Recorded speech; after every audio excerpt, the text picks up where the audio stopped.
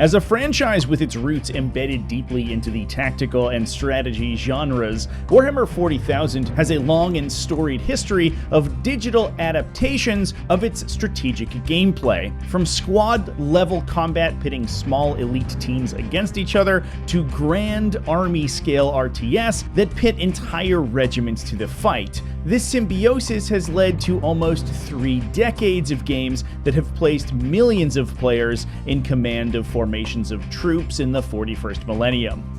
Welcome back to Tactical Tyrannosaurus, where we are exploring the Warhammer franchise's evolution through its decades of digital media. This journey is funded by my new Patreon, where you can find ad-free versions of my retrospectives and an exclusive interview with one of this game's lead designers. In the past, we discussed Relic Entertainment's transformative third-person shooter Space Marine, the prequel to the recent hit Space Marine 2, but here we begin our odyssey with one of Warhammer 40,000's very first introductions into the digital space. Because before Chaos Gate's tight, squad-based combat, or Dawn of War's crisp 3D renditions of 41st Millennium Conflict, or even the tactical role-playing of Inquisitor Martyr and Rogue Trader, the road was paved by a singular title: 1997's epic Warhammer 40k Final Liberation.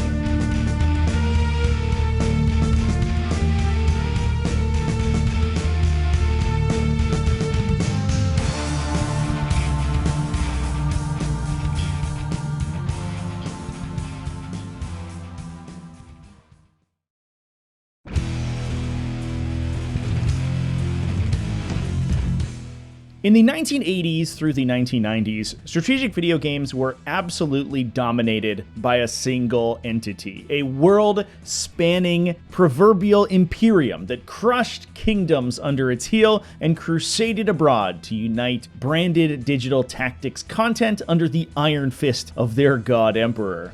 This dread polity was known as SSI, or Strategic Simulations Incorporated. SSI was buoyed up by the digital gaming boom of the late 20th century. The company's initial release, Computer Bismarck, a battleship-esque union of the classic board game with a digital recreation of the historic scenario that challenged players to pursue the beleaguered German battleship Bismarck during its last battle in World War II. While the game was met with mixed reviews upon its release, citing its rudimentary graphics even for the time, and its poor performance, given that the game was so complex that multiple discs had to be inserted to perform some game actions, still, the game was lauded as the most complex and advanced warfare simulator ever made to that point, and is hailed to this day as the first true strategy video game. This cemented SSI as the market leader in digital strategy games, marrying the complexity of board games like Risk with the automation available in a digital medium. A wide series of historical games followed, and SSI quickly leveraged this position with some high-profile licensed games, including an extensive series of popular and fondly remembered first-person Dungeons & Dragons tie-ins. This strong record of licensed tactical integrations with strong external IPs resulted in a partnership with another popular tabletop game, a specialist title from Games Workshop, Epic 40,000. While Final Liberation isn't technically the first video game set in the grim darkness of the 41st millennium, 5 years prior, we had seen a digital adaptation of the Space Crusade board game releasing in 1992, and 1993 brought with it a first-person experience adapted from the Space Hulk board game. It was the first strategy title to hail from the traditionally strategic genre. The interesting part was that it isn't adapted from its original source material, Warhammer 40,000, which at the time would have been nearing the end of its second edition. Instead, Final Liberation bears the logo of Epic 40,000, a sister game to the classic Warhammer 40k that is instead played at a 6mm scale, rather than Warhammer's more traditional 28 to 32mm. Since miniature ranges can vary widely based on their medium, art style, and subject material, millimeter scales are used to compare the sizes of their miniatures. These scales are presented based on the height of an average human in that range, up to its eye level, with that millimeter measurement usually representing somewhere around 5 feet, or approximately 180 centimeters. At a 6mm scale, Epic represents human soldiers at the height of about a 1/4 inch. A single figure in the game typically represents entire squads of troops, mounting multiple miniatures onto a single base or stand. This smaller scale allows Epic to represent a more nominally epic fight compared to Warhammer 40,000's other tabletop embodiments, including huge formations of tanks and squadrons of massed super heavies that would be otherwise far too large and cumbersome to work comfortably in the more granular system of classic 40k. While vibrant communities still exist for the classic Epic 40,000, the game is followed by its prequel and spiritual successor, Legiones Imperialis, that sets the action in Warhammer's historical Horus Heresy period.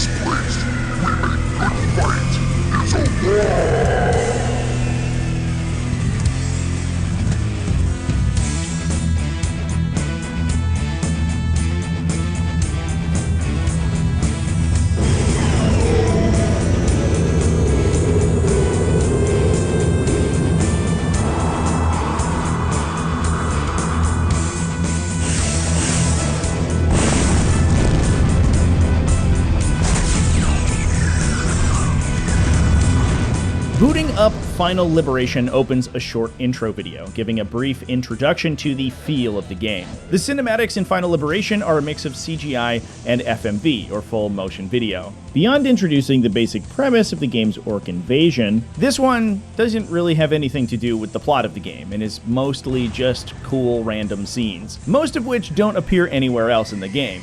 They are the heart and soul of Final Liberation, and we will certainly talk more about them, as well as the reason for their incongruity later on in the video.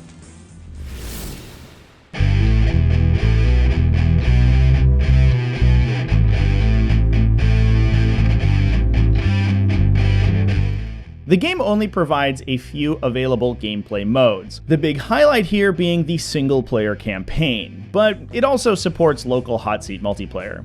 The main menu hosts a tutorial mission, but at this age of game design, the tutorial is extremely bare bones. Final Liberation provides almost no instruction in-game, in fact, but instead supplements the mission with a write-up inside its manual that describes the intended sequence of play. This learning mission pits a small contingent of Space Marines against an assorted variety of basic orc units, giving the player control of a trio of Predators and Whirlwinds, as well as a few squads of Marine infantry. The first thing that may jump out to you here is the art style of the game. Final Liberation's art style is flamboyantly bright and cheerful. For the grim darkness of the 41st millennium, this might not feel quite appropriate, but it was very much the theme of the franchise at the time. With lower fidelity models and simpler designs than we see nowadays, highly saturated pastels were the name of the game to differentiate different factions and their units. And it fit snugly into the bright and cheerful art style of science fiction and fantasy throughout the 1980s and early 90s. While it might be a shock compared to the much darker and more serious fashions of today, this style perfectly captured the look of Epic 40k at the time. Final Liberation is a turn-based grid-set strategy game. During each of their turns, each player moves the units in their army, at least in the context of the tutorial, this will be all of their units at once. While moving, each unit has a movement value, which essentially functions as that unit's action points.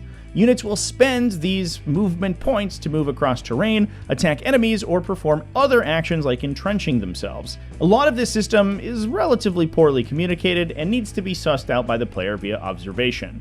Essentially, movement by a unit across a standard square of terrain, such as that covered by grass or open dirt, costs 2 movement points.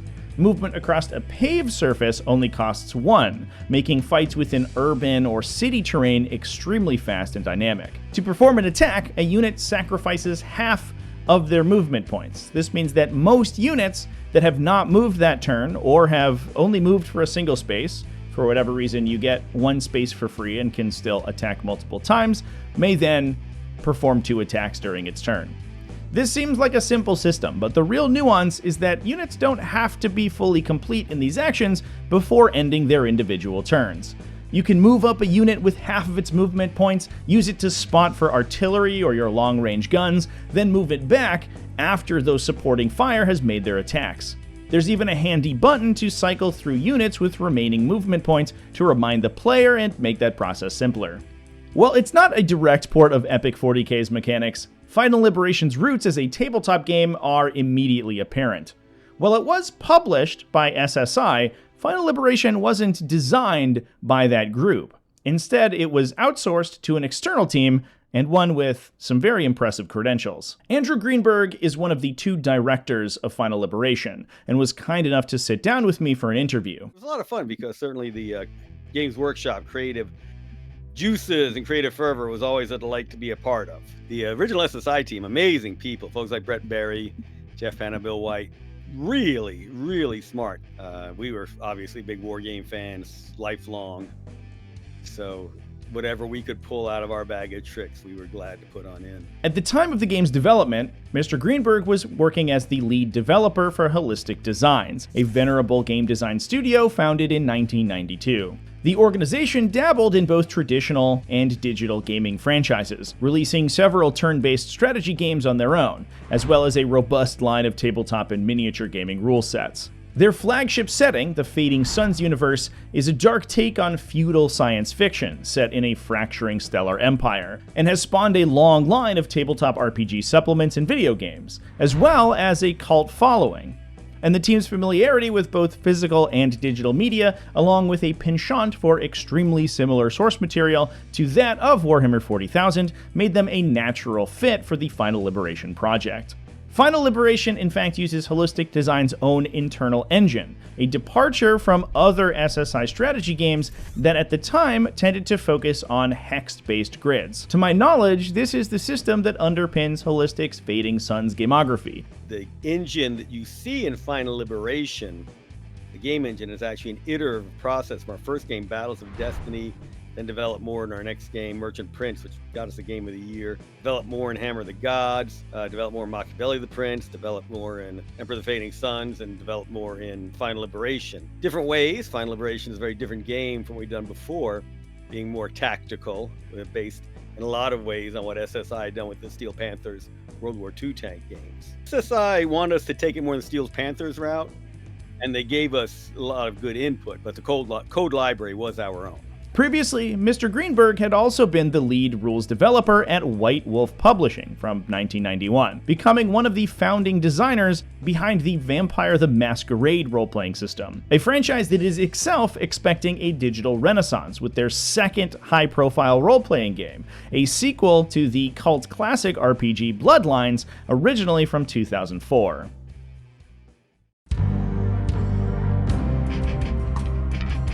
I played Final Liberation's tutorial mission cautiously, placing my predators to give themselves the best opportunities to spend their movement points firing twice, while whirlwinds pounded enemy infantry to dust overhead with missile barrages. Some units, like whirlwinds, carry artillery, indirect fire weapons that can target enemies regardless of obstructing terrain features. This still typically requires that at least one unit from your army has line of sight to the target in order to designate them, and those artillery will gain accuracy bonuses when friendlies in proximity to their target have line of sight. Unfortunately, while every unit has a codex entry in the game that lists their stats, special abilities, like the capacity of artillery to fire indirectly, are mostly only communicated in the game's manual and rarely referenced in-game. So if you aren't studying the manual when purchasing your troops, you may have to discover that through experimentation. As I move my Space Marine tactical squads to the mission's objectives, I discover some Orc infantry hunkered down in the ruined town at the center of the map. Protected by layers of impervious ceramite armor, some of the most sophisticated protective equipment in the galaxy, I'm cognizant of the superhuman resilience of the Adeptus Astartes, and I'm buoyed on by an in-game armor value of 20, double that of most other infantry. So I'm confident in my Marines' ability to survive the haphazard shooting of a couple Orc boys. That said, my confidence is misplaced, as my Marines are rinsed down by Overwatch fire. If units have movement points left over from their turn, they are automatically able to fire Overwatch attacks at enemies that move in range. This can be fired with any weapon, including the aforementioned artillery, and occasionally problematic for some weapon types that have attack cooldowns that we'll discuss later on. With several Astartes now lying incapacitated on the verdant green fields of the tutorial mission, I've learned my first lesson about the divergence of Final Liberation from its source material, but it won't be my last. Final Liberation forces infantry to play extremely carefully. They are poorly armored, lose efficiency as casualties are lost, and tend to have low morale. Combined with the chance of suffering crippling damage from an inopportune overwatch, this forces players to make smart use of cover and transport vehicles to get them into the fight, whether or not they're wearing ceramite power armor. These fallen Marines are avenged by their remaining battle brother, however, as an Orc battle wagon roared around a nearby building's corner and engaged him in close assault. Assault may be performed on adjacent units. It takes the unit's opportunity to attack, but it doesn't cost you movement, allowing melee units to advance much faster than units can set up to shoot. During an assault, both participants will attack, comparing their respective assault values repeatedly until one of them is destroyed. With one of the highest assault values among Final Liberation's infantry, Astartes are exceptionally good at holding positions in this manner, and this single brave Marine destroys the entire battle wagon in close combat with a well-placed grenade.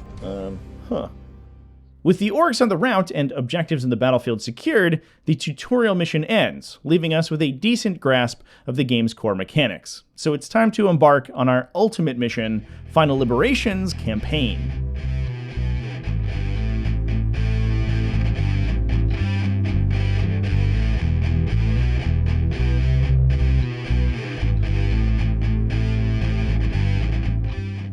The main gameplay mode of Final Liberation is its campaign play, framing battles over a map-based overworld that includes some light 4X mechanics. The player is given control over a number of regiments, each consisting of up to 4 detachments, which can, in turn, each include up to 4 platoons that include a predetermined number of units, usually of a single type, such as several tanks forming a tank squadron, but occasionally will have a mix of units such as heavy weapon teams and regular troopers in an infantry platoon. Campaign battles can be played in one of 2 modes: a full army activation, where each unit in each player's army all act together at the same time, or an alternating style, where only single detachments in each army will act. While units are named when selected with their detachment designation, there is no other indicator on the field which detachments they belong to once you have deployed them, which adds a lot of extra bookkeeping to this detachment mode. That said, it is an interesting challenge for experienced players, and adds a little gameplay variety when combined with the campaign's 3 difficulty modes. Upon selecting our campaign difficulty and play mode, we are presented with one of the game's first FMV cutscenes, introducing our mission.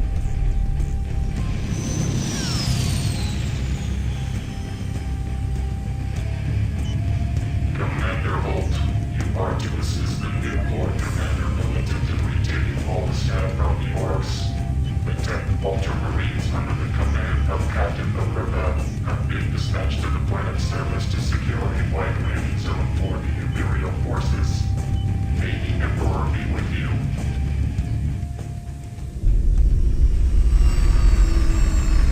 character during these scenes is the indomitable Lord Commissar Holt. The Imperial hive-world of Volostad has been occupied by an Orc Wa, and our player character is the Lord Commander in charge of its final liberation. Holt is our field commander and advisor throughout the operation. As a commissar, he's a member of the Officio Prefectus, political officers entrusted with keeping the regiments of the Imperial Guard, now renamed Astra Militarum, in line. These soldiers are schooled in strict adherence to the tenets of the imperial cult, and tend to be devout in their belief in the God Emperor's divinity. The office was established after the events of the Horus Heresy, which saw many imperial army regiments turn traitor against the loyalist Astartes chapters.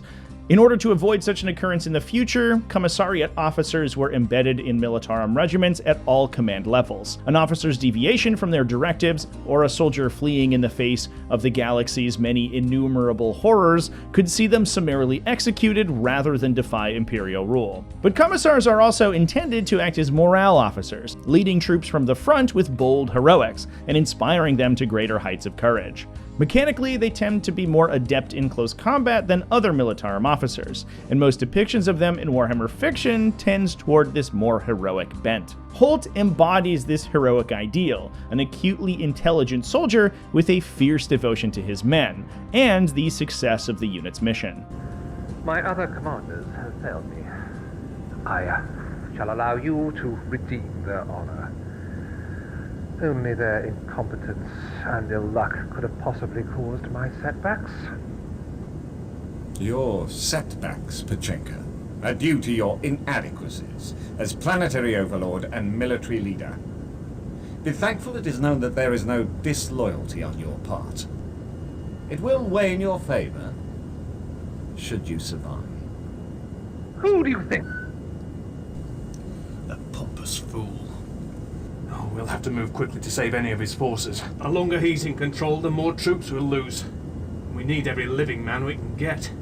This launches us into our first campaign mission. An Ultramarines task force has been committed to establish a beachhead for Holt's Mordian Iron Guard. We are given control of an upgunned incarnation of the army that we used in the tutorial, now including more Space Marine infantry squads and a mighty Thunderhawk gunship. Playing immediately after my tutorial experience, I was cognizant of the Marine infantry's fragility and wanted to try out the game's transport mechanics.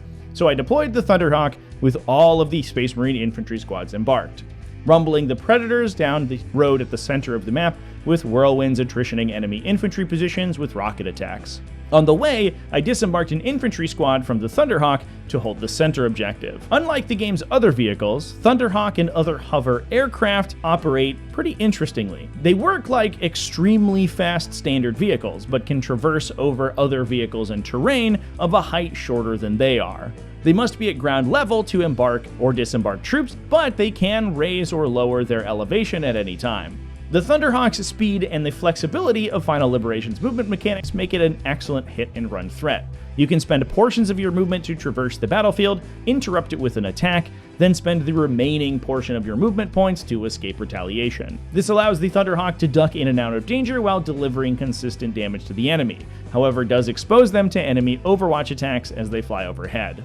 In the universe of Warhammer 40k, Thunderhawks are ancient and renowned craft. They are hybrid carrier and combat aircraft, the size of a modern transport jet, but capable of performing multiple roles, including acting as a tactical troop transport, ground support gunship, or even spaceborne attack craft. Although originally designed during the Horus Heresy for their cost effectiveness, 10,000 years of technological degeneration later, and Thunderhawk gunships remain one of the most effective combat air vehicles in the setting. As with most Space Marine vehicles, Thunderhawks are canonically extremely heavily armored, boasting composite ceramite, adamantium, and titanium armor plating that provide similar levels of protection to the hull of a Land Raider, some of the most robust battle tanks that the Adeptus Astartes have access to. In tabletop Warhammer 40,000, Thunderhawks are the most resilient aircraft that any standard army can access. So you can imagine my surprise when an Overwatch from a Big Shooter equipped Orc buggy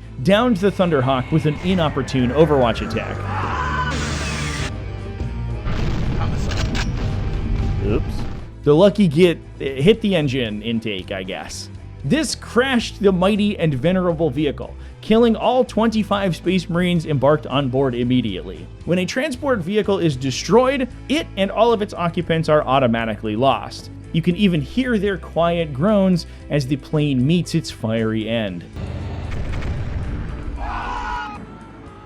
Final Liberation's source material is epic 40k, inherently a small-scale game of large-scale strategy that struggles with incorporating the granularity of some of Warhammer 40,000's other titles. In systems like this, the specific characteristics of a weapon or defensive system gets lost in the shuffle. How hard an attack hits is typically less relevant than the attack having been made at all. We did our best to simulate the GW mechanics. Under the hood of all that, they are following what GW had written up for them in that edition of Epic. But again, we're trying to hide all the math. Epic's not the most math-heavy game by any means, but there is some to it, and we're trying to get rid of all of that. We're trying to take that all away. Player just needs to figure out what is a good tactic for this situation. How do I line up the right shot and make sure I'm in position to do what I want to do next? Yeah, the mechanics we tried to replicate and that feel of building up to an important crescendo moment. To me, this served as another lesson to leave behind my preconceptions of the capabilities of iconic units and weapons from other Warhammer tabletop or video game titles. Fortunately for me, my Predators, Whirlwinds, and remaining Marines, as well as already established control of the center objective, were just enough to push through victory regardless of this loss.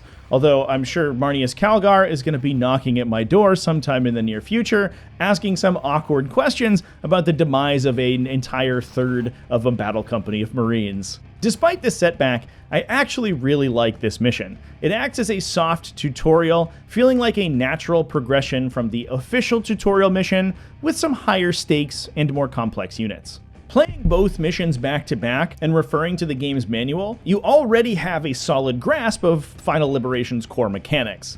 The Marines in this mission are even on loan from the Ultramarines chapter, and aren't part of your persistent forces, so screwing up and losing them, maybe to an Overwatch that destroys your Thunderhawk gunship, doesn't even impact your campaign in the long run, which is definitely not something I can relate to at all. You bring up the point about the Marines coming in. That was very funny, because that was an internal debate as well.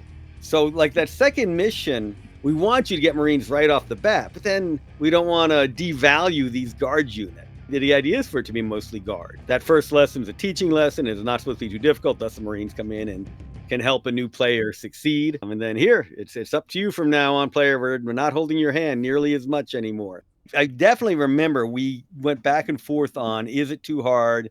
Is it too easy? It definitely wasn't too easy. Victory here rewards us with another FMV cutscene between Commissar Holt and the Ultramarines commander, Captain Agrippa.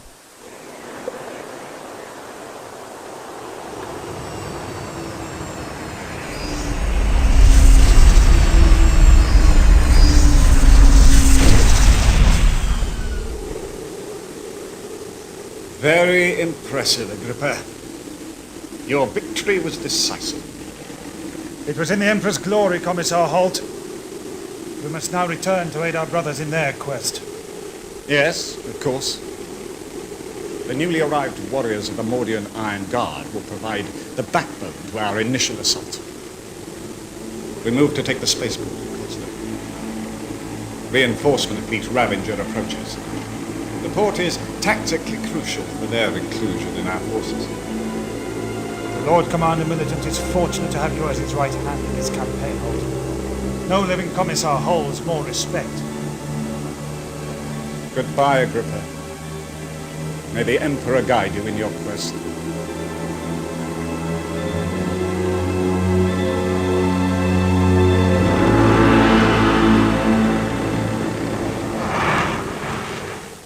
In these cutscenes, Holt is played by the late and great Larry Rue, a teacher and fairly prolific background actor with some high-profile credits on his filmography, including playing one of the Kings of Men in the Fellowship of the Ring's iconic intro, as well as the vampire Costa in 2009's Underworld: Rise of the Lycans. He also continued to work in video games and television through 2021, before he tragically passed away at the age of 75. While he doesn't appear as often in the game, Captain Agrippa is played by the energetic David Perks, who's had repeat roles in several British sitcoms, and to this day remains an extremely active activist. With the beachhead established, Commissar Holt and our player's Lord Commander are free to deploy our Liberation Army, and the campaign begins in earnest.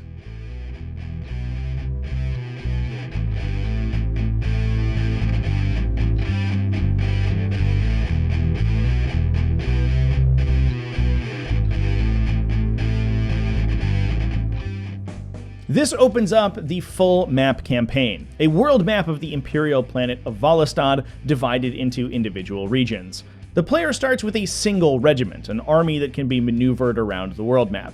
Each turn, each regiment can move to an adjacent province.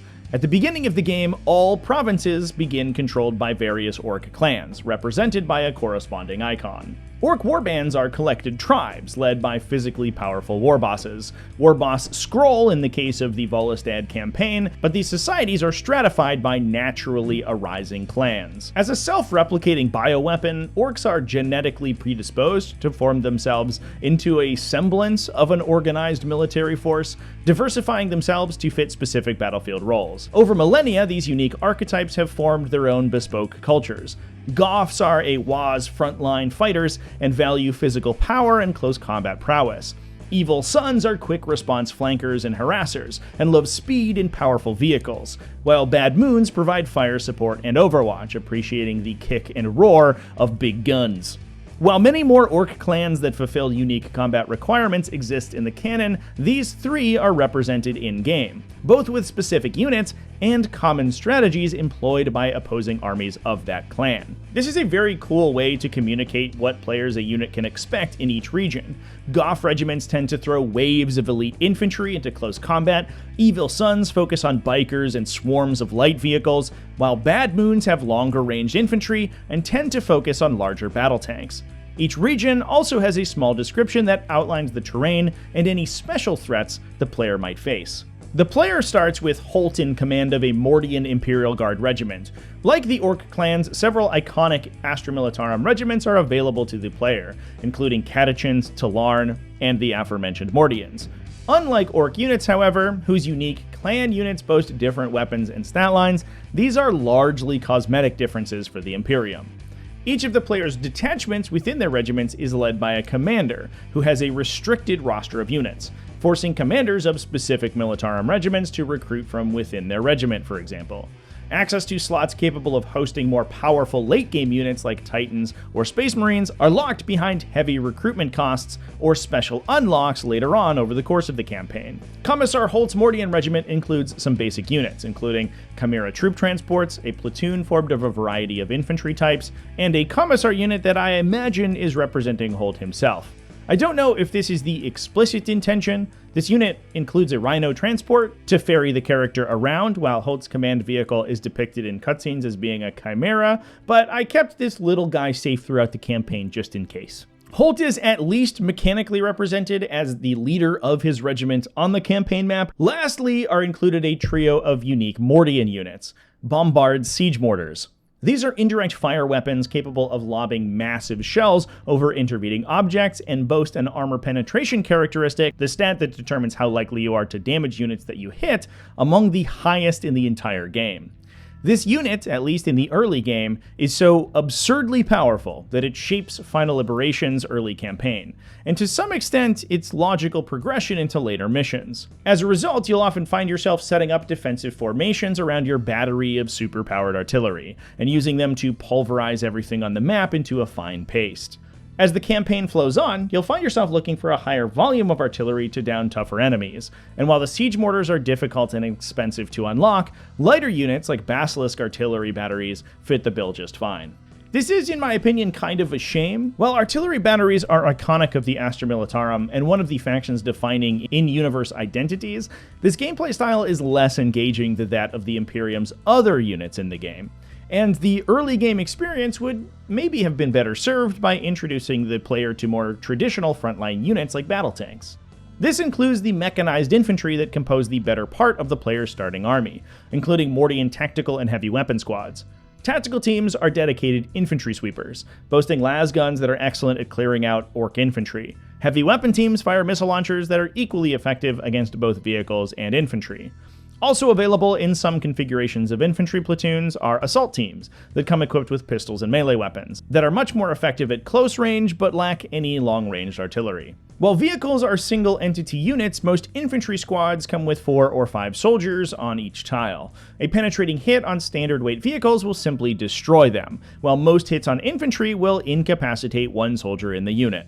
While some explosives and heavyweight weapons can take out multiple infantry at once, most weapons are restricted by their rate of fire when attacking infantry, making entrenched infantry units slightly more awkward to remove from defensive positions. All these types of infantry can embark into transports. They can either begin the game riding the transport or embark it during the game, costing 1 movement point to enter an adjacent vehicle. They can then be disembarked at the cost of half their remaining movement on that or a future turn. Keep in mind that a disembarking unit will still be able to immediately attack, although it will be impossible to do so twice. This gives transports extreme utility in Final Liberation, something that games often struggle with, either making these conjoined units too clunky or too punishing to be used effectively, or simply far too powerful.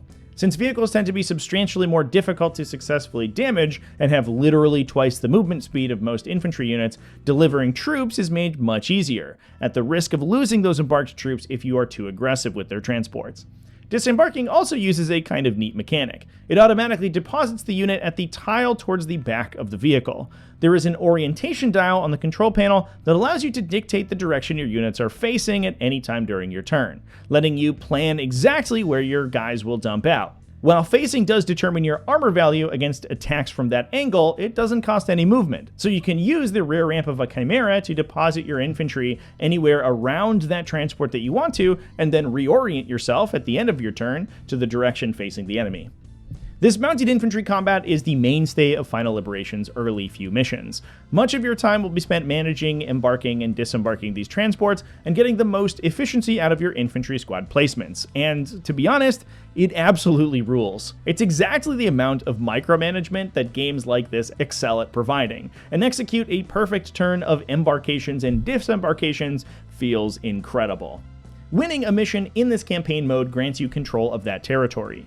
Each territory provides a small points income each turn that can then be spent to reinforce or recruit your detachments. Units that are lost during each mission are killed permanently, but can be reinforced back to full strength by spending a portion of their cost. It is lost in its entirety and destroyed, even if it had units remaining.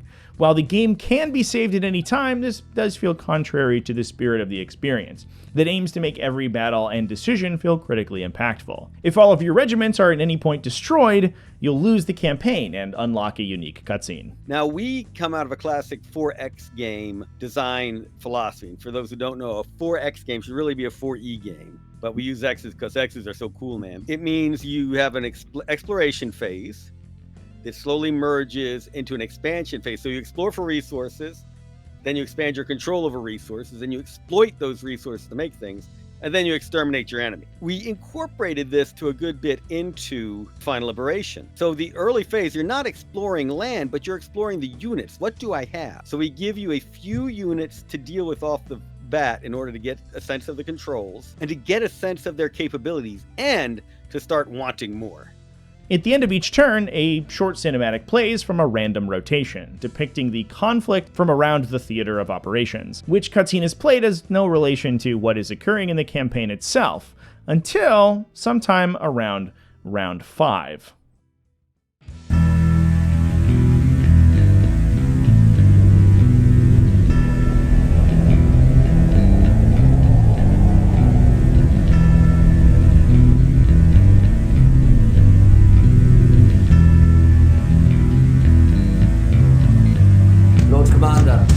A space hulk approaches the system.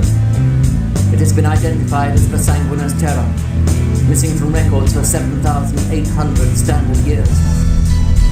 Long-range probes show possible signs of orc constructs upon its surface. It is on an orbital intercept course with Borodny.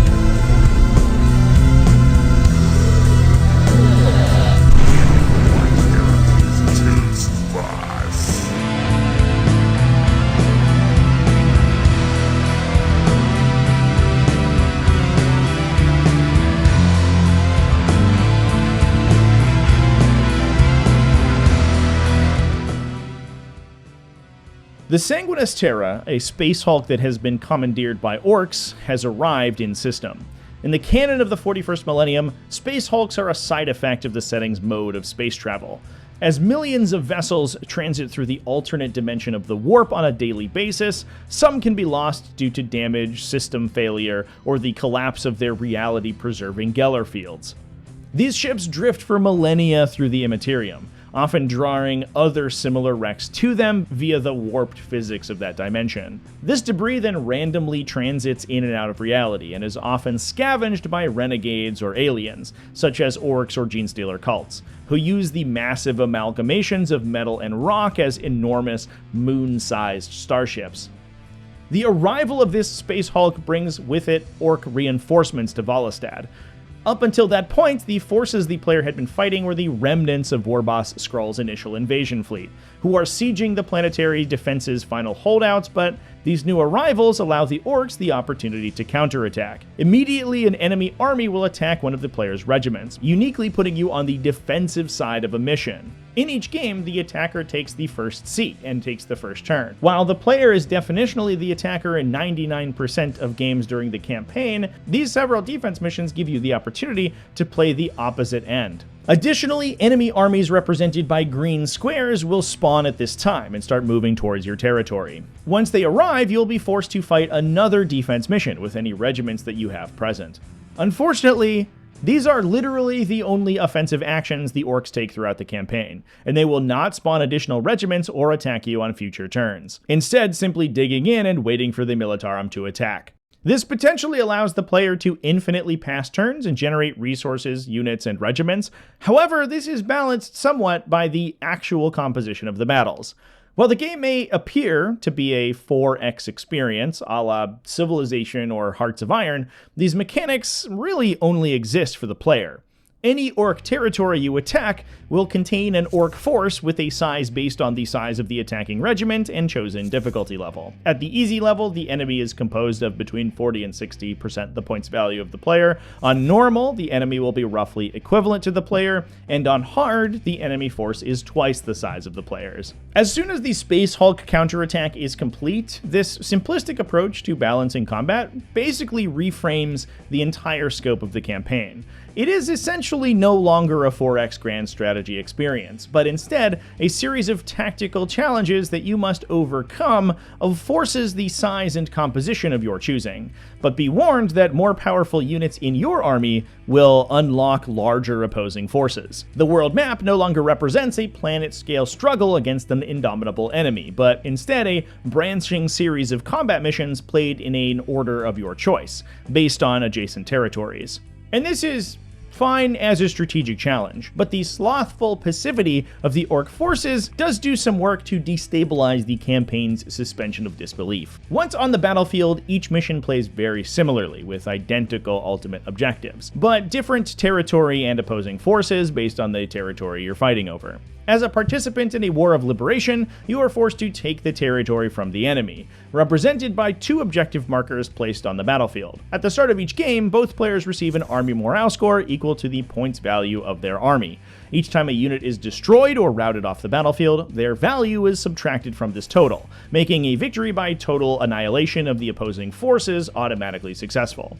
However, each objective that one side controls will subtract 50 morale points from their total each turn. The defending side typically begins with the capacity to deploy on both objectives, putting the clock on the attacker from the very beginning. Given that the player is almost always the attacker throughout the campaign, this puts onus on the player to succeed before running low on morale, and thereby losing the game, forcing decisive action rather than sitting back behind the loud and pillowy comfort of the Militarum's aforementioned heavy artillery. As the campaign progresses past the early stages, more heavily armored enemies will begin to appear in larger numbers.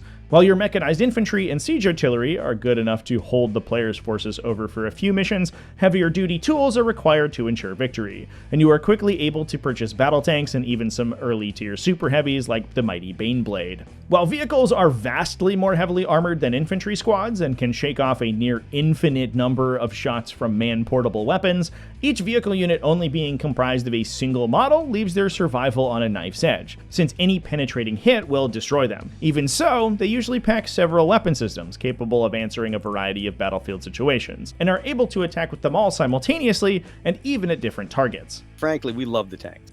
And modeling the tanks was wonderful, so you will see a lot of love in that section. You want the early point to catch players, and I think we did it because you were learning the rules, but man, it's great seeing orcs and space marines no matter what you're doing. I think that the mid-game part with the tanks is where we put up most of the effort. For most of our play testers, where they spent the majority of the game. And you're getting new tanks, different tanks, mixing them up, air units, etc. Yeah, that mid-game, I think you're right, is a bit more of our focus. The territories you fight throughout the campaign represent several of Volastad's distinct biomes, from green grassland, arid desert, and the volcanic mountains of the world's more rural regions, to sprawling cityscapes of the planet's massive hives. Unfortunately, the majority of the territories on the map draw from a pool of stock battle maps for each of these tile sets. While particularly unique and valuable special territories will have unique bespoke maps, you will find yourself playing around the same collections of ruined buildings,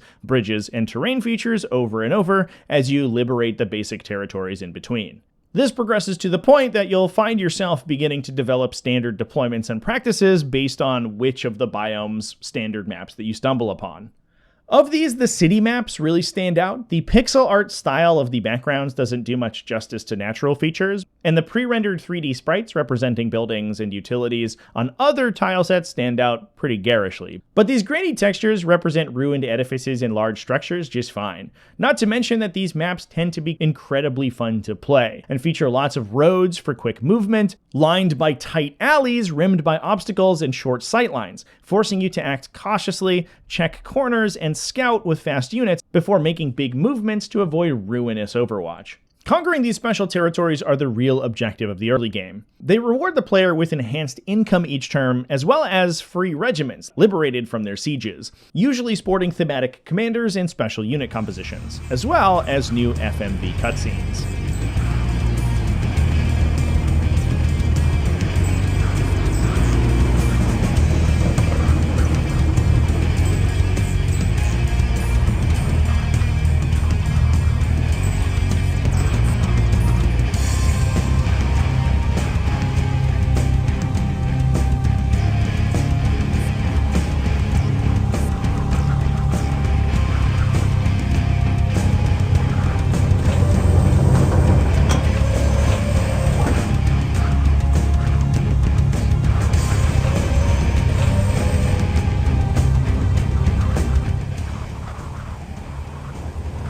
Identify yourself! I'm Commander Vishenka of the 9th Volistad Basilisks Regiment. I am Targada of the Talad. Where are your troops? Awaiting reinforcements. The orcs captured what remained of our equipment after our battle at Malid. We have heard of this battle. You fought bravely. Join us. We shall help reunite you with your weapons. Orcs shall pay dearly for the insult.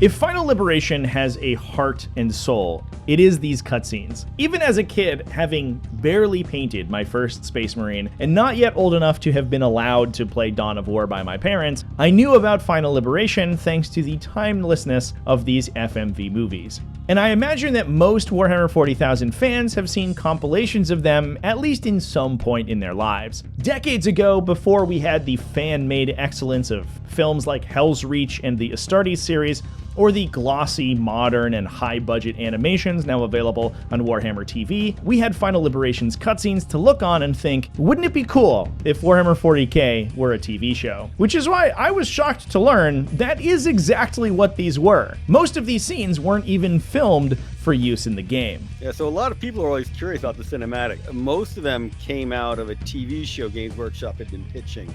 We worked our story for Final Liberation around much of the video they had already done. We reached out to them for some custom work. but most of that were things they had already planned. But it was a lot of fun because certainly the Games Workshop creative juices and creative fervor was always a delight to be a part of.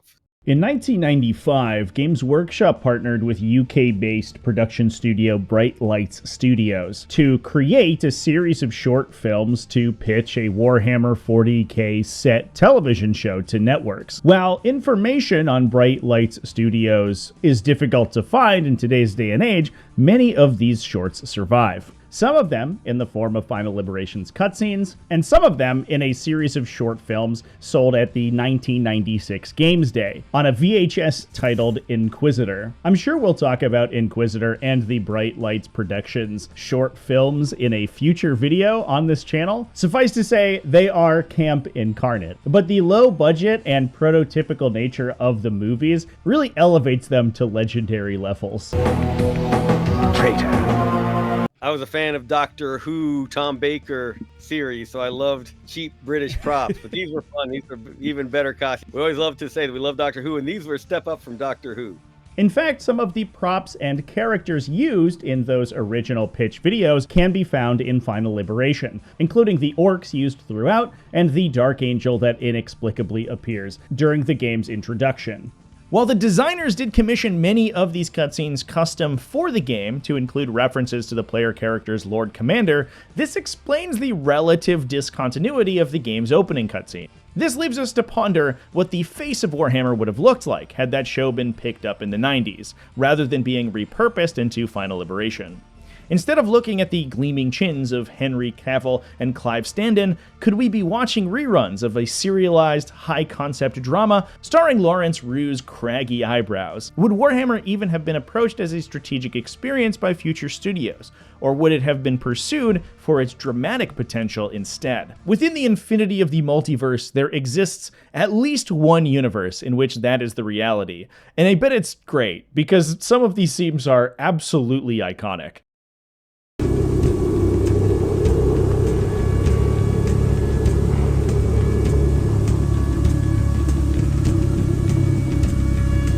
Schenker!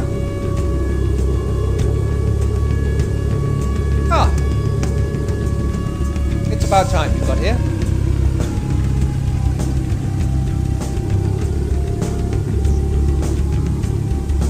Thank you for your troops.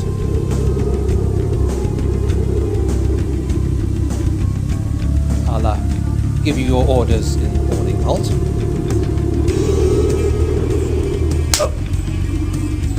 Commissar, halt! I have heard the stories of your ineptitude and have seen the devastation it has brought. Your failure could cost the Imperium this world. You are no longer in charge. Choose your next words with exceptional care.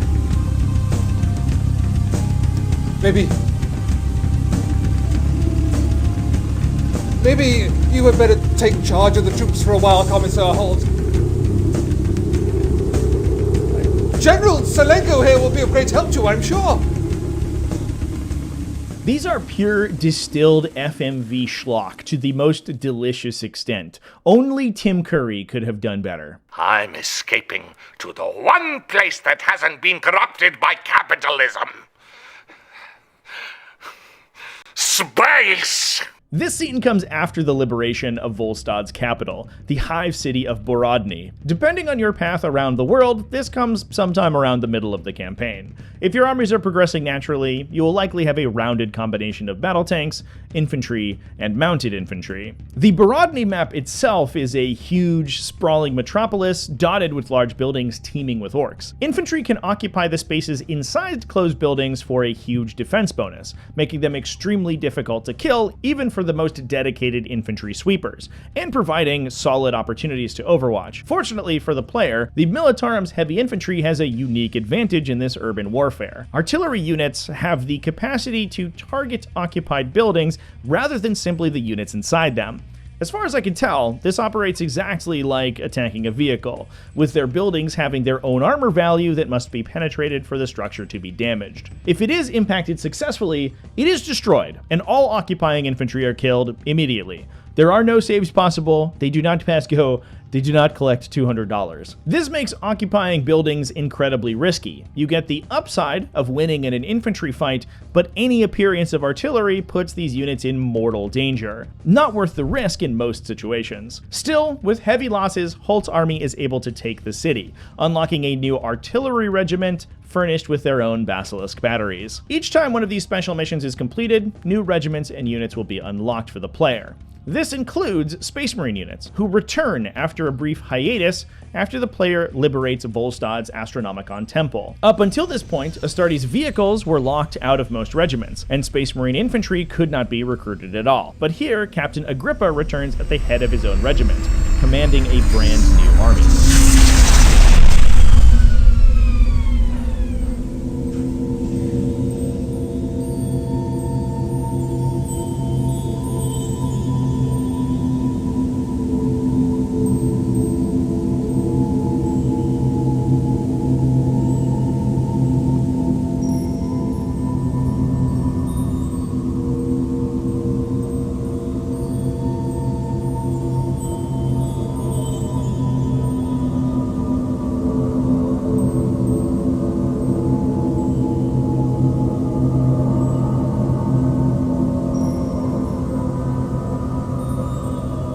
Your victory here has enabled us to re-establish our union with the Emperor.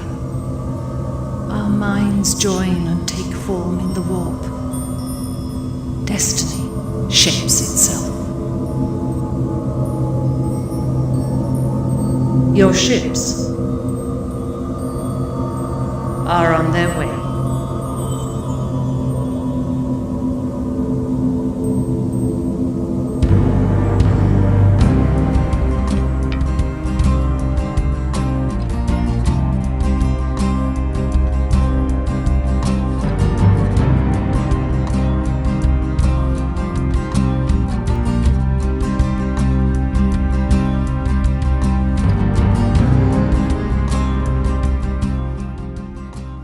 In the arid deserts of the map's south is a Mechanicum facility home to the Imperium's final weapon to aid in the liberation. In one of the rare between-turns cutscenes, an Imperial scout reports that Orc mechs are raiding that fortress, and it is later discovered that they are scrapping the facility and repurposing its machinery to construct combat vehicles.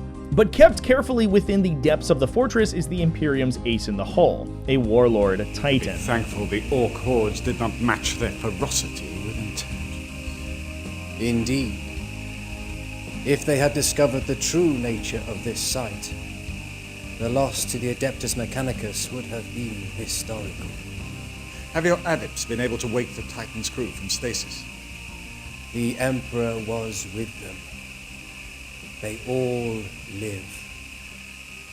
The Bringer of Tears will once again take its place in battle.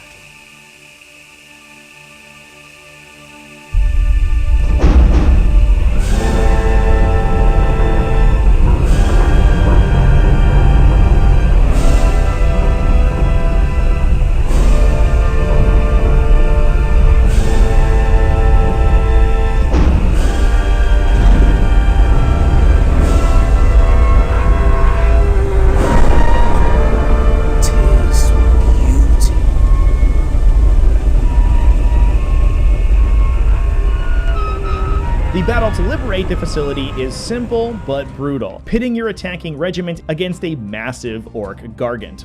Gargants are enormous combat walkers rivaling Imperial Titans in size. Designed as both war machines and idols to Gork and Mork, the strange Orc gods, these enormous constructs are built haphazardly by mechs and can vary widely. Even so, Gargants are almost universally protected by power fields and armor plating that is usually much bulkier and less advanced, but still roughly equivalent to the technology of the Imperium's own Titan legions. Super heavies like Gargants are the endgame time of Final Liberation's progression. By the time you reach the Mechanicum Fortress, you will likely be recruiting Titans of your own. Unlike other units in the game, Super Heavies are not destroyed by a single hit. Instead, they are protected by a few separate mechanics. Firstly, they have void shields or energy shields that can absorb damage and slowly regenerate over the course of the battle. If physical damage is dealt, it can disable subsystems or damage hull points. A disabled subsystem can result in a weapon being deactivated or the vehicle's movement being damaged, preventing it from moving at all.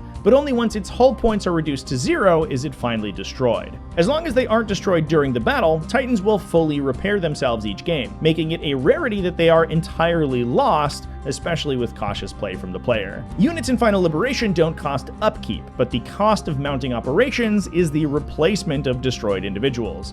So these highly resilient units end up operating highly efficiently. Additionally, most can mount a variety of weapons that are chosen at a special outfit screen at the beginning of each game, making them wildly flexible based on the tactical situation. Now, the trade-off for many of these super heavies is their slow movement, with most varieties boasting a similar movement characteristic to infantry. The exception to this, however, is the Warhound Scout Titan.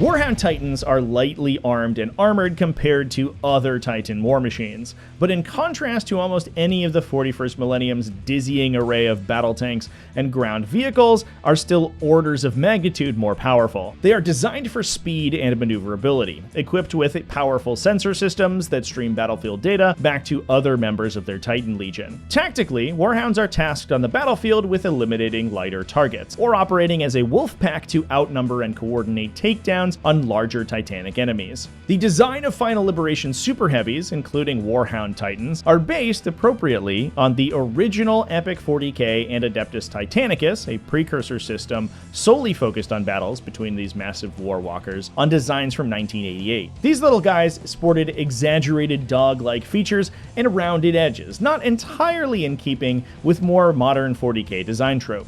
In 2002, they received a facelift with the blocky Lucius pattern Warhound, sporting a more utilitarian look, trademark of Imperial Titans at the time. The original design was reimagined as the Mars pattern later on, and is the current version of the Titan available for use in Warhammer 40k and Legionis Imperialis. These original Warhound designs were upscaled for use in full-scale 40k by several third parties, the most prolific being a small miniatures manufacturer called Armorcast, that offered larger-scale resin versions of the most classic Epic 40k miniatures. We went to one of the Games Workshop days in Baltimore, which was held in a big warehouse, and Armorcast is out there, and there's a 40k game using all the Epic stuff there on the floor. While Armorcast is still in operation, their license to reproduce Games Workshop designs has long since lapsed. However, you can still occasionally find these classic resin Titans available from resellers. While Final Liberation takes some artistic liberties with its smaller units, mostly in order to fit their designs into a scale that the game was capable of rendering, the vehicle and super heavy sprites in the game are the spitting image of their original source materials, and these Warhounds look as though they might as well be scans of their Epic 40k or Armorcast counterparts. These vehicles boast massive movement speed, solid defenses, 2 Titan-class weapon hardpoints,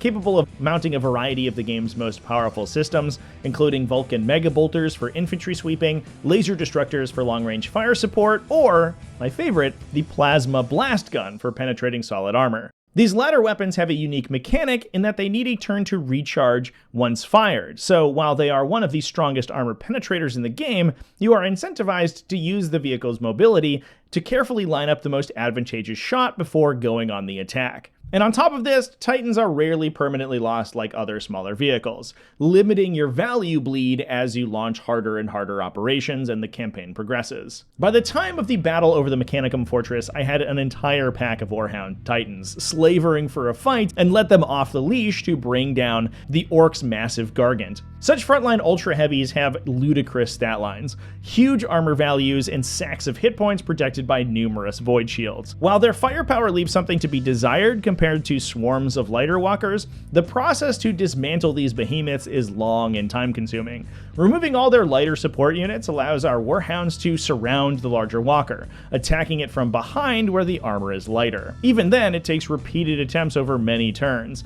An important piece of optimization to remember in these situations is to always use each unit's free tile of movement every turn. The closer you are to a target, the more accurate your attacks become. So this allows you to gradually close the distance while still performing multiple attacks each turn. Plasma blast guns are excellent here. They can set up for a double tap, then move their full distance while their weapons recharge to set up for another double tap with a flank or rear angle. These attacks typically strip chunks of hull points or inflict heavy system damage onto even these ultra heavy targets. But even with such tactics and wolf packs of vicious super heavy skirmishers, this battle is a slog. Ultra heavy enemies are damage sponges, and the result is the better part of an hour spent clicking on the bulbous mass of the Gargant. While I can't confirm it, I get the feeling that the devs knew that these battles were overlong and could get boring, because the Imperial faction also includes an almost literal silver bullet to them: the Deathstrike missile launcher. Deathstrikes are Warhammer 40k's in-universe equivalent of tactical nuclear weapons. Vehicle-mounted ballistic missiles canonically capable of firing intercontinentally, but more often used in a closer range capacity. They are delivery systems for a variety of both conventional and more esoteric strike packages, including plasma or nuclear explosives,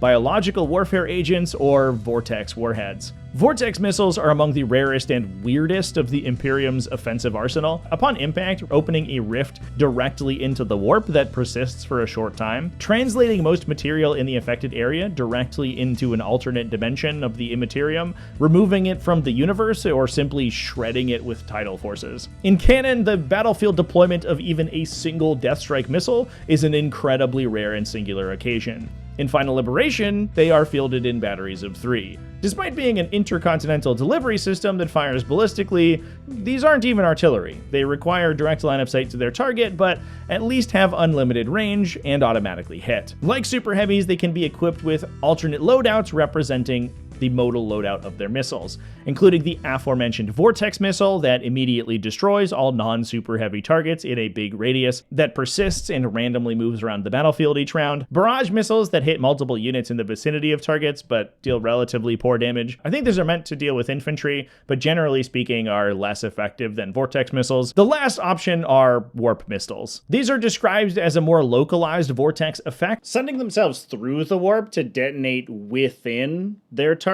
In practice, they almost automatically destroy essentially any target hit. Massive Gargants and other ultra heavies with boatloads of hull points will take crippling damage, usually suffering system damage to multiple subsystems and losing most of their hull points. Other units are simply destroyed. Do not pass go, do not collect $200. The downside is that each Deathstrike missile is a one-shot weapon, and the entire unit disappears after firing its missile. You don't even get to pilot the chassis around, they just return to base. Well, I don't know this for sure. I have a suspicion that these Deathstrikes were introduced in such a devastating capacity to alleviate the monotony of these Titan battles.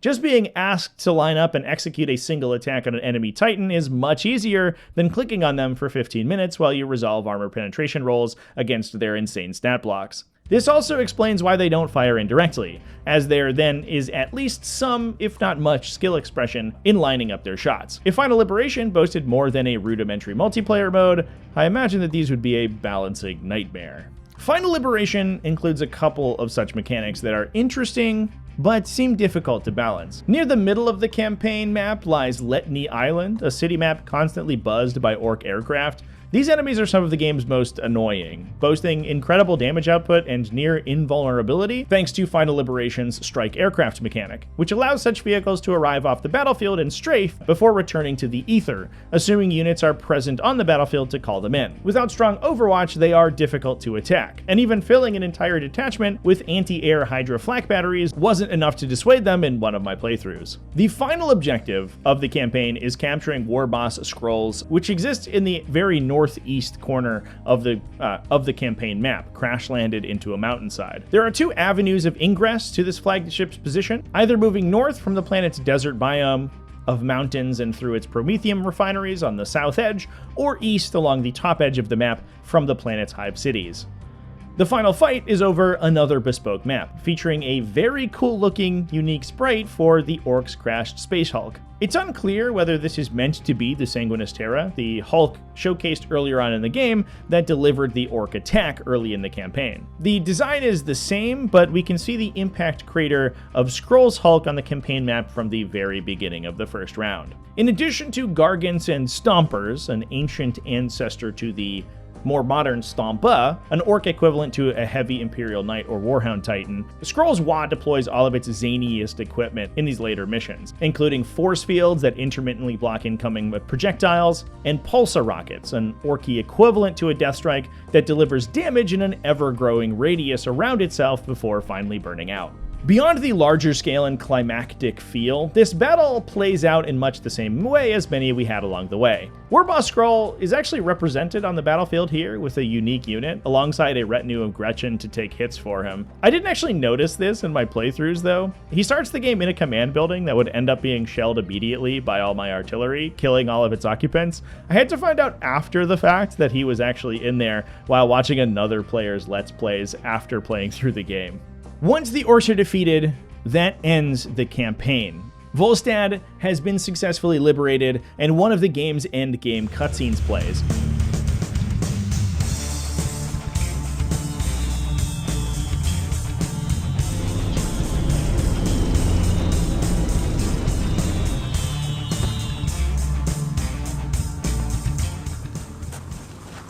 Lord Commander, Skrull will threaten the Imperium no more.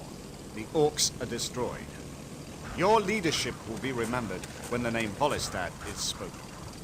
Hail to the Emperor.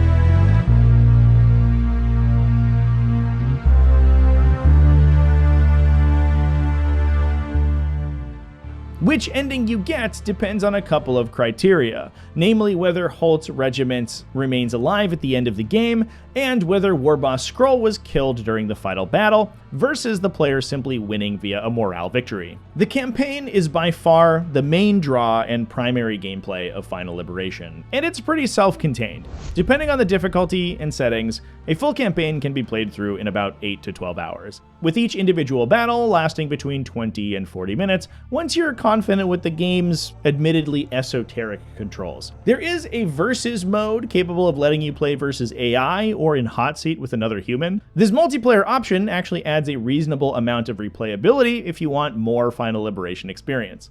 Able to add multiple armies to the fight, scale their army size or handicaps, and play in a variety of more unique encounters than the pitched battles of the campaign.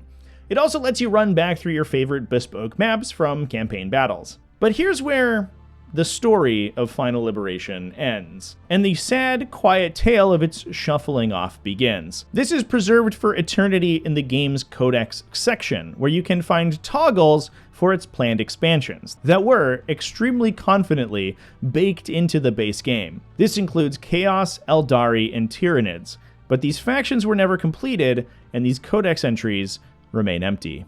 It was certainly ambitious. I do wish there had been a lot more budget to it. Everyone knows what the DLC plans were. The idea was that more budget would come.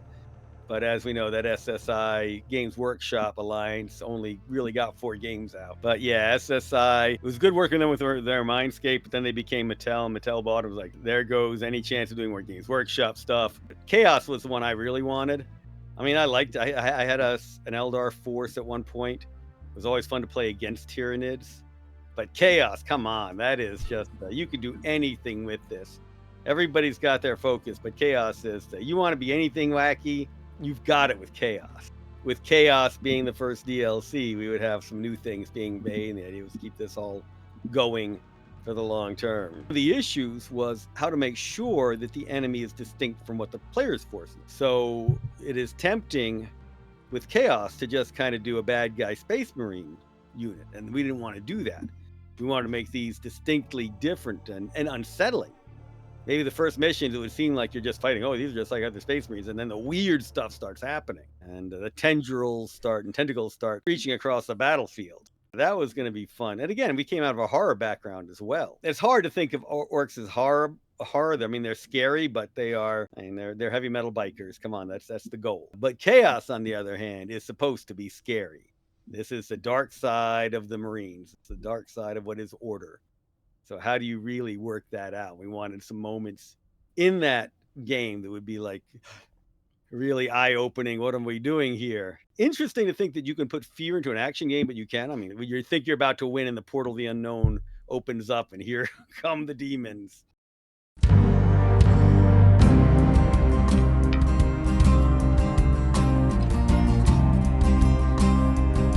I suppose at this point, it's probably time to briefly discuss the game's music, whose dulcet tones you've been regaled with throughout the entirety of the video. In the credits for Final Liberation, the music is credited to the Samsara Project, a reference to ancient Sanskrit and the name of many bands over the years. While Final Liberation's soundtrack has been nostalgically lauded throughout the years as one of the better 40K soundtracks up until Mechanicum, it doesn't necessarily follow the themes that are introduced in releases further down the road. Warhammer 40K music tends to be orchestral and choral, whereas this is definitely a hefty helping of 90s electric guitar. Regardless of how you feel about the soundtrack itself, it is unfortunate that this rendition of the Samsara Project's only release before they were disbanded in 2000. The band was in fact formed by Lance Page, one of the head audio designers for Final Liberation, specifically in order to play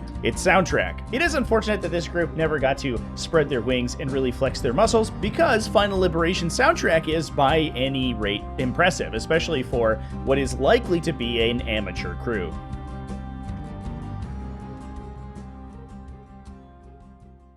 Final Liberation was met with mixed reviews on its release, with some outlets praising its tackling of the already venerable Warhammer IP, while others decried its pixelated graphics and sometimes clunky gameplay. I mean, we knew we did about 100,000 units before we stopped. No, we did more than that. 250,000. It was definitely six figures. We hadn't hit seven figures by any means. But for that era, for the mid-90s, it was a happily selling game. SSI had made good money. GW was getting good royalties on it. We were getting royalties on it. And it continues to sell now. I know that on GOG, 50,000 units maybe, something like that. So to this day, it continues selling. Nowadays, almost 30 years since its initial release, Final Liberation does age poorly. Its gameplay takes a while to get the hang of, and while many aspects of it are incredibly rewarding, it is also heavily RNG focused, and can devolve in the late game into spamming the more reliable high-tier units. It also has some strange visual idiosyncrasies. Vehicles actually occupy more squares than they appear to, which can create some unintended traffic jams if you're not used to it, and occasionally units will fire their weapons at the corpses of their target, regardless of where the living models in a remaining unit exist on the battlefield. Being ancient software from the prior century, there are also many backwards compatibility issues to hop through on modern machines as well. Fortunately, Final Liberation is available on Good Old Games, which does its best to retain the playability of this old software, but there are still some issues. It is entirely incompatible with multiple monitors or alt-tabbing to other software. Once you're in Final Liberation, you're in for a while, and you can't access any other programs while you're playing. It also apparently renders at something around 480p and then magnifies itself to fit your screen, which meant I had to build special recording settings to capture my gameplay accurately, because otherwise it looks like this. There are some menu options and functions that introduced insane lag and absolutely tanked the game's frame rate. This included accessing the codex while in a battle, and, more importantly, displaying a unit's line of sight and weapon range. This was really inconvenient, so I ended up just acting off guesswork or counting the tiles on the screen myself. A modern player replaying Final Liberation will also have to adjust to its control scheme. While more recent strategy games allow camera pan using the arrow keys, there are no key commands to move the camera around in Final Liberation. Instead, panning is only accomplished by moving the mouse to the screen edges. This does take some getting used to, but clicking the minimap will immediately jump to that location, and there is a key to snap the camera to the active unit. Between these two controls, you can get the hang of moving the camera fairly quickly, but it does feel like mastering a since outdated skill, like operating a rotary telephone. It's also worth discussing the game's visuals, and here is where Final Liberation may most starkly show its age. The graphics are pixelated and often indistinct, with camouflaged soldiers blending into the background or each other. At this stage of game design, visual fidelity was advancing at an astronomically fast pace. While we can look at 10-year-old modern games now and struggle to differentiate their graphics from games releasing in 2024, the same was not true of the 1990s. Just look at games like the original StarCraft, releasing 1 to 2 years after Final Liberation, and the improvement in resolution is absurd. But the visual design of Final Liberation remains bright, quaint, and iconic, true to the visuals of Warhammer itself at the time. And in that way, it's important to the very fabric of Warhammer as a time capsule of that era of miniature design. While the introduction of Warhammer's 3rd edition just over a year after Final Liberation's release did a lot to emphasize the darkness and the horror of the game's universe, placing a spotlight on the classic grim dark that we've all come to associate so deeply with the property. Until that point, Warhammer was a very different animal. It was bright, it was campy, it was almost cheerful. It was a universe where the Imperium built 3-story-tall war machines and made them look like puppy dogs. Orcs rolled to battle atop mechanized wizards' towers, pulled directly from a piece of fantasy artwork. And the fell Lovecraftian powers of chaos built goofy robot skeletons to do battle with the forces of order. So while mechanically and technically, Final Liberation admittedly does not hold up well, as an encapsulation of the first precious years of Warhammer's existence, it is an important piece of the franchise's history, one to remember fondly when we venture into the grim darkness of the 21st century's far future, one in which there is now only war. While it did not receive a sequel or an expansion, Final Liberation was not SSI's only foray into the 41st millennium, and it was followed by direct successors over the subsequent 2 years, one of which will be the focus of the next step in our journey across the franchise. So thanks for watching. Huge thanks as well to Andrew Greenberg for sitting down and talking to me about this project. He is still heavily involved in Holistic Designs, which upkeeps the Fated Suns franchise with both digital and tabletop games. He's also a huge supporter of indie game development. You can find most of our games on GOG. That's where you can get Final Liberation right now. I also work with game devs. I've run the Georgia Game Developers Association. You can see the banner behind me. And I'm wearing the Siege shirt, our Southern Interactive Entertainment and Game Expo, and we'll actually be combined with DreamHack. You know, DreamHack is big esports festival, about 50,000 people. So wish list Emperor of the Fading Suns enhanced. Great talking to you, Trevor. You have a great rest of your day. Cheers, everybody.